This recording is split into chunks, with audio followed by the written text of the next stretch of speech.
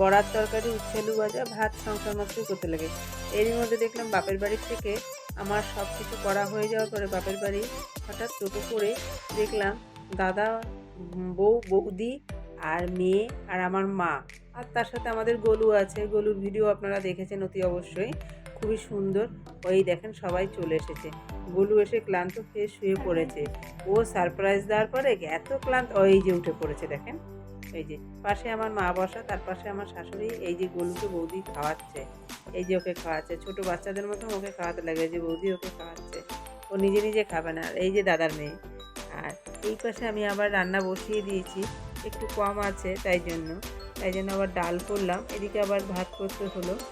আর ওইদিকে সবাই খাওয়া দাওয়ার পরে এই সব বিশ্রাম নিচ্ছে, সব ঘুরে বেড়াচ্ছে, আনন্দ হচ্ছে, গল্প সব করে যাচ্ছে। এদিকে কাজকর্ম সবই হচ্ছে।